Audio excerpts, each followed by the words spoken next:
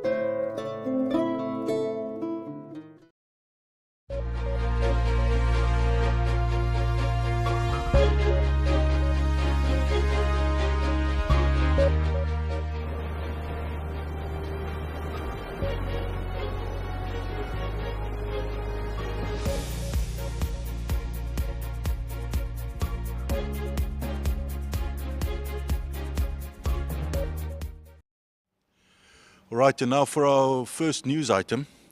Sheffield Kingsmen won this year's West Coast Seven-a-side soccer tournament that took place at Swakopmund this past Saturday.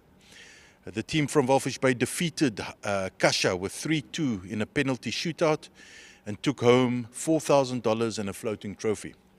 Thus the side defeated Telecom for the third place. 9 teams from the region competed in the tournament, which saw Sheffield Kingsmen beat Duster side 3-1 and Kasha beat Telecom 3-2 with penalties in the semi-final round. The players, however, did not have to compete against one another, but against strong east wind conditions too. This was the biggest challenge faced during the tournament, forcing the event to start 2 hours later. The organizer, Arafat Gausep, said that in future the annual event will take place during another time, either earlier or later in the year, to avoid the hot and windy mid-year east weather conditions. The seven-a-side tournament was born from the 064 all-day clothing brand created by a group of young people in Swakopmund. The brand expanded to include music and sports too. 064 is the telephone code for Erongo region. Gausep explained that the seven-a-side also resembles street soccer amongst friends, and that it is not just about professionals, but fun and friendship. The event also provides a platform for businesses to get exposure, either participating in stalls or sponsorships. In our next story, Women Who Care, Namibia, hosted a fundraiser event over the weekend to assist girls with sanitary pads. The aim of the event is to generate funds to purchase items needed to put together more than 100 dignity buckets valued at about $260 each for girls in marginalized areas. The group are targeting schools in rural Namibia, as they found that school girls in towns are not keen on using washable sanitary pads. The funds generated from the event will be used to purchase disposable sanitary pads to donate to the local schools. The event included yoga, walk run, self-defense and Zumba classes. In another more recent situation, parents were camping out at primary schools in Walvis Bay last night. hoping to enroll their grade 1 children. This has actually become a regular occurrence in Walvis Bay. Some parents sit outside for hours from early the afternoon right through the night just to make sure that their children can find a place in the classes. This is one of the challenges that the region does face. A lot of school children come to the region, to Swakopmund and to Walvis Bay to enroll their children. Space is limited, and there is constantly an appeal for businesses to build more classrooms, which they do, but it's sometimes difficult to stay abreast with the amount of people coming, applying for space. And then please note that the supplementary registration for the Swakopmund by-elections are currently underway. They started yesterday on Monday, and it will continue through to tomorrow. There are stations in and around Swakopmund where new voters, those that just turned 18, voters who may have lost their voters' cards, voters who moved from another constituency to the Swakopmund constituency, they all have the opportunity to go to these stations and register, apply for new voters' cards, and participate in the Swakopmund by-election. This is after the IPC councillor Siska Smith-Howard was suspended or was removed from the IPC to represent the party in Swakopmund. And so her place has to be filled. And this is now an opportunity for those in the Swakopmund constituency to make their vote count. So thanks for joining us. Speak to you later.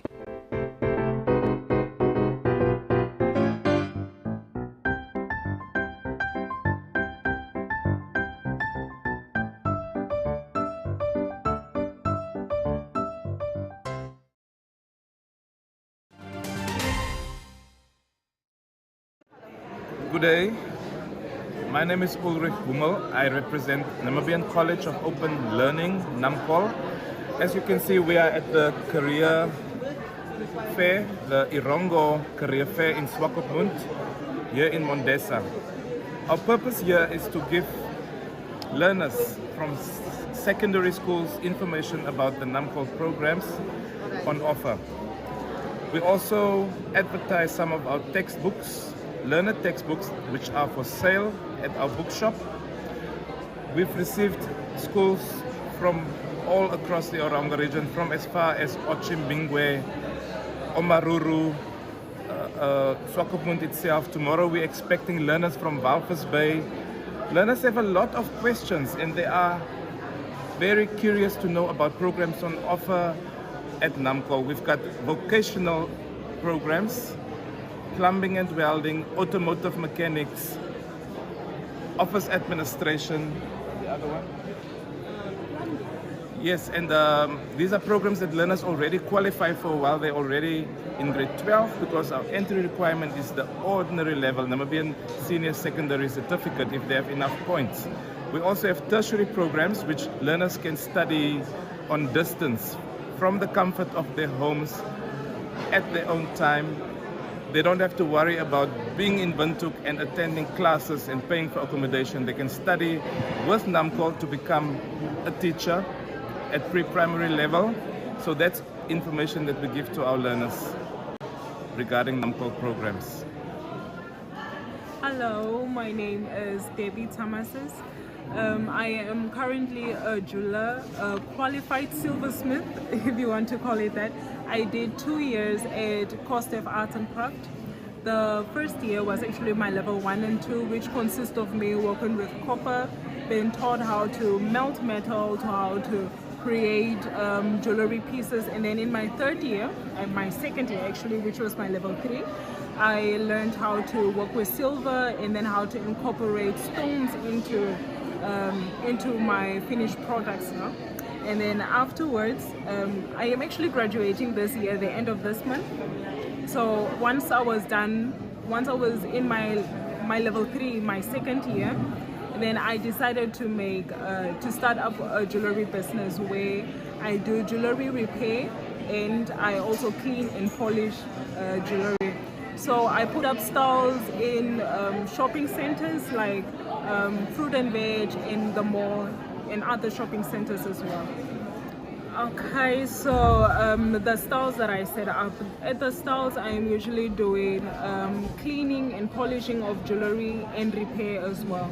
So the reason why I decided to put it up at shopping centers as well, the people are in there and doing their shopping. I am here doing repairs of their jewelry. So to specify what exactly I repair all kinds of jewelry. So if there's probably a ring that is too big or that is too small, I do resizing of rings. I put together split wedding bands and then I solder together. Soldering meaning like gluing together. It's jewelry language. So if you probably have a lot of wedding bands, you know, some traditions like whenever a year goes by in a wedding, they put a band to it. So we put all of these bands together so they don't get lost. We also do that. We also do checkups on rings. So we tell you, okay, this ring will last this long. You have this certain problem. We tighten stones as well. So we check up rings. So we check, okay, is this stone a bit loose? Can we make it a bit tighter? Is this band getting too thin? Can we make it a bit thicker? Can we put probably an extra wedding band for you? These are all kinds of things that we do here at the jewelry stalls. We also hand out flyers with our contact information and so on, so the customers can get a chance to call us back once they get home and they probably have other jewelry pieces or somebody else has asked them about our products, and then we take it from there. So right now I am busy creating an earring piece. So this is supposed to go up on this earring here. So I'm supposed to put a little jump ring onto it so it can be attached to this part here, and then a pin onto it so the person can be able to wear it. I made that, and then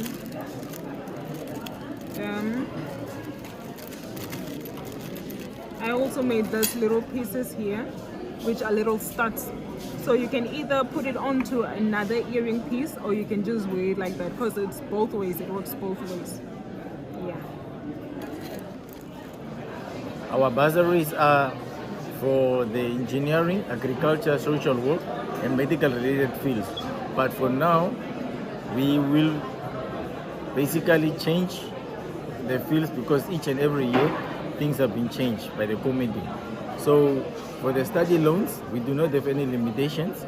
Anybody can come apply for study loan, but these people should be employed. And the study loans is repayable after 6 months after the employment. So at the career fair, we met different kids that are interested in our projects and what we give. But most of them are from grade 11 and they have questions like, what about us? Basically for grade 11, after September, October, we will have an answer for them that what the committee have decided, because the curriculum has changed and everything. Yeah, and also for the employment schemes and training schemes, we also provide that. Actually, GF is a big and it's under our act that we have to provide employment scheme and training scheme. Training provided, but only market-related ones for manufacturing, vocational trainings, and so on. For more information, you guys can go to our website, socialsecurity.com. There will be more information. Yeah.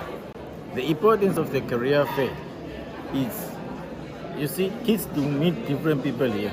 They meet different people like us, bookkeepers, they meet accountants, they meet doctors, different people. So they get motivational speakers, they get motivated, they get to know more about what they want to study. So I think for career fair, kids meet like us, Social Security, to provide for them bursaries, UNAM, to know what UNAM is having for them, IUM, different institutions, as you can see around. So career fair is actually something that I will encourage to happen each and every year for different regions, for our kids to have more idea into what they want to achieve into their future and meet their people like their role models and stuff. Yeah.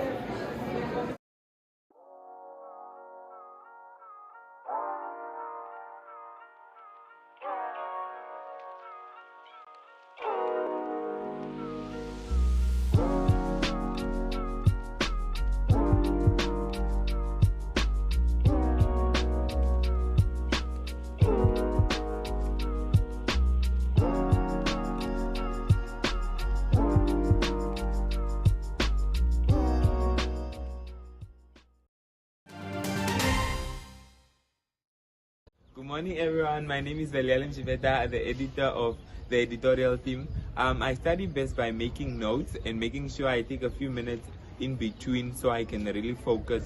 And I always study a few days before, not a day before, a few days before the exam or the test. Have a nice day, guys. Platz Amir is a landmark on the coastline of Namibia, a home to quality shops and quality restaurants, a select variety of fashion and food retailers, as well as banks, not to mention the pier with 36 luxury apartments and entertainment for the whole family. Find us at corner of Tabarat and Albatross Street, Vineta North, Swakopmund. Call us on 064 462 242. Visit platzamir.com.na or at Platz Amir on Facebook. Platz Amir, enhancing your coastal experience.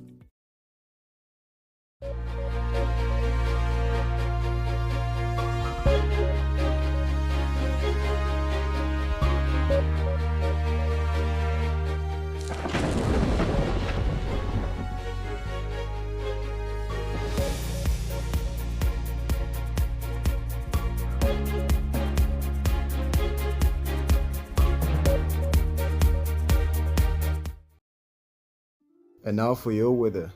Sunset at the coast will be at 24 minutes past 6 on Tuesday, and sunrise will be at 38 minutes past 7 on Wednesday. Walvis Bay will have a maximum degrees Celsius of 27 on Tuesday, and for Wednesday a minimum of 19 and a maximum of 27 degrees Celsius. A 24 northeasterly wind will prevail. Swakopmund will have a maximum degrees Celsius of 26 on Tuesday, and for Wednesday a minimum of 19 and a maximum of 26 degrees Celsius. A 24 north wind will prevail.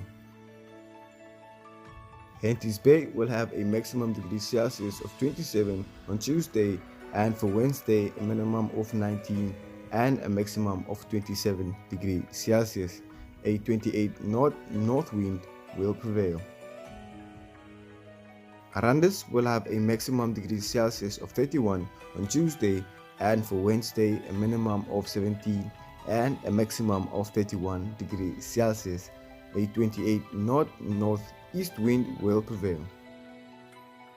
Usakos will have a maximum degrees Celsius of 28 on Tuesday, and for Wednesday a minimum of 10 and a maximum of 28 degrees Celsius. A 22 northeast wind will prevail. Karibab will have a maximum degrees Celsius of 26 on Tuesday, and for Wednesday a minimum of 8 and a maximum of 26 degrees Celsius. A 28 northeast wind will prevail. Omaruru will have a maximum degrees Celsius of 26 on Tuesday, and for Wednesday a minimum of 7 and a maximum of 26 degrees Celsius. A 22 northeast wind will prevail.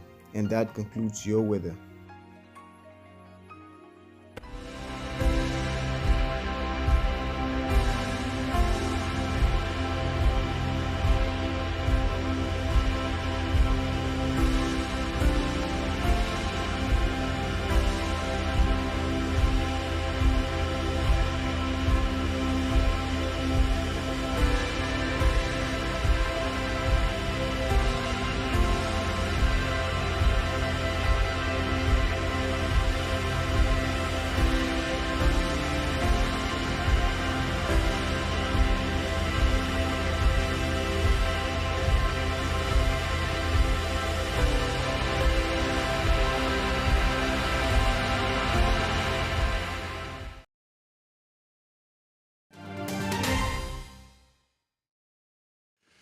All right, so that brings us to the end of our program today. Thank you for joining us.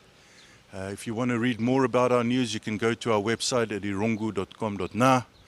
For those who want to share their news tips with us, you are welcome to email us at the below address, or you can send us an SMS or call us at the number below.